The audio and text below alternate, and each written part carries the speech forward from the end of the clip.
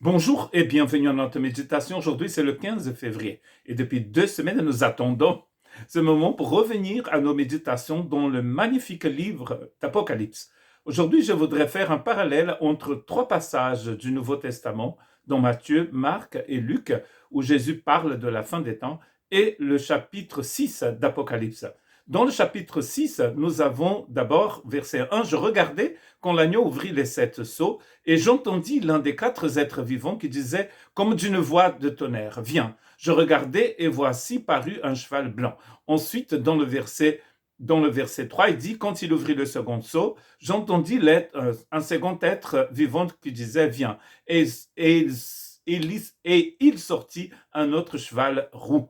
Ensuite, il a un cheval noir et ensuite un cheval pâle qui va sortir. Et là, ça constitue les premiers sceaux du livre de 7 sceaux. Qu'est-ce que ça signifie, en fait, tout cela? Il y a une chose très importante ici, c'est que le premier cheval, c'est un cheval qui part à la conquête. Et beaucoup vont dire que ce cheval, c'est l'Antéchrist. Or, dans le livre d'Apocalypse, le seul qui peut partir à la conquête, c'est le Christ. Aucun autre être ne peut partir à la conquête parce que le seul qui est vainqueur dans le livre d'Apocalypse, c'est le Christ. Si le cheval blanc est le Christ, donc cela change tout complètement par rapport aux autres chevaux. Parce que, en fait, le deuxième, le troisième et le quatrième suivent le premier. Quand vous lisez les textes de Matthieu, Marc et Luc, où Jésus parle de la fin des temps, vous allez devoir constater deux choses. C'est qu'il y a des choses avant et pendant la fin des temps qui concernent le monde entier et d'autres qui concernent que les disciples du Christ. Cela est très clair. Dans Matthieu chapitre 24, 6 à 10, c'est écrit « Vous entendrez parler de guerre et de bruit de guerre. Gardez-vous d'être troublés, car il faut que ces choses arrivent. Mais ce ne sera pas encore la fin. Une nation se lèvera contre une nation et un royaume contre un royaume. Et il y aura en divers lieux des famines et des tremblements de terre. » Tout cela ne sera que le commencement des douleurs. Donc vous voyez que cela concerne ceux qui sont en Christ et ceux qui ne sont pas en Christ. Donc nous savons bien que depuis que Jésus a dit cela, il a eu des tremblements de terre, et il a eu des guerres, et il a eu des famines. Donc cela nous montre clairement que nous sommes déjà dans la fin des temps, mais cela n'est pas forcément la toute fin. C'est ce que Jésus dit ici. Quand il y a une famine quelque part, quand il y a un tremblement de terre, on vient de vivre un terrible tremblement de terre en Turquie et en Syrie, tout le monde meurt. C'est-à-dire que ce n'est pas un jugement contre des non-croyants, ces choses. Ce sont des choses qui arrivent et tout le monde y passe. S'il y a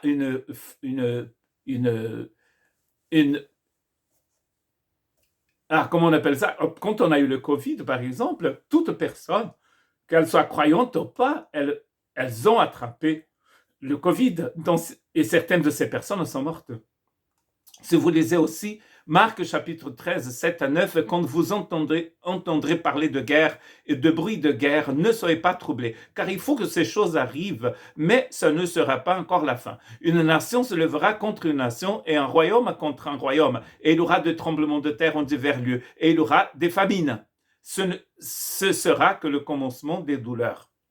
Dans Luc chapitre 21, versets 10 et 13, alors il leur dit, une nation se lèvera contre une nation, et un royaume contre un royaume, et il y aura des grands tremblements de terre, et en divers lieux, des pestes et de famines, et il y aura des phénomènes terribles et de grands signes dans le ciel. Tout cela, vous connaissez déjà, tout cela est avant votre naissance, n'est-ce pas? Ici en Europe et dans la moitié du monde, on a eu la deuxième guerre mondiale et avant la première, et en Europe, il y a toujours eu des guerres. Et des tremblements de terre, vous savez très bien qu'il y en a toujours eu. Donc toutes ces choses ici, en fait, vont arriver sur la terre à toute l'humanité. Or, la deuxième partie de ce texte, du texte de Matthieu, de Marc et de Luc, ne concerne pas toute l'humanité. Verset 9, par exemple, de Matthieu 24, « Alors on vous livrera au tourment, et l'on vous fera mourir, et vous serez haïs de toutes les nations, et à cause de mon nom. Alors aussi plusieurs succomberont, et se trahiront, se haïront les uns les autres. Vous voyez que ici, cela ne concerne pas toute l'humanité. Il parle ici aux disciples, il parle ici aux croyants. Donc, déjà au début de la fin des temps, il y aura des persécutions. Il y a des signes dans le monde pour toute l'humanité, et un autre signe ici, le deuxième signe, n'est pas destiné à toute l'humanité.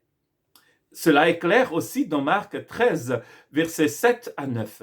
Prenez garde à vous-même.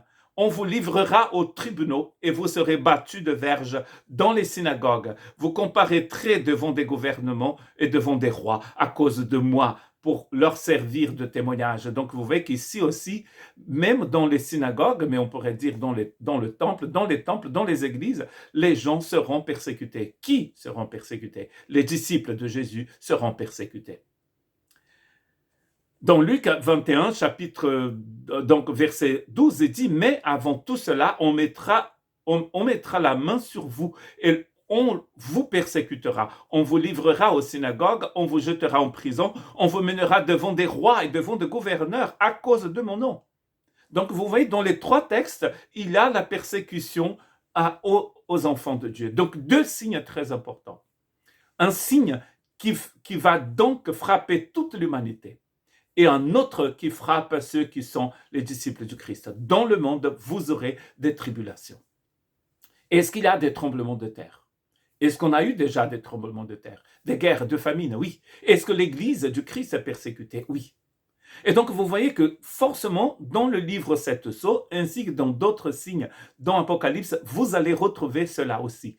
Il y a des choses qui arrivent sur cette planète et qui sont des jugements divins sur toute l'humanité, des signes, comme vous allez voir avec les trompettes qui sonnent. Mais il y a aussi des signes qui concernent les enfants de Dieu. Vous serez persécutés, c'est ce qu'il est en train de dire. Est-ce que les chrétiens sont persécutés? Les chrétiens n'ont jamais été aussi persécutés que de nos jours. Vous pouvez suivre les vidéos de Portes ouvertes et vous allez voir que les chrétiens sont persécutés, sont martyrisés tous les jours, partout dans le monde.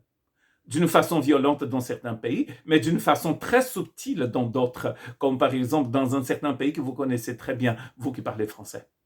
Il a des façons diverses et variées de persécuter les gens. Pour Jésus, tout cela, ce sont des signes d'une fin qui s'approche.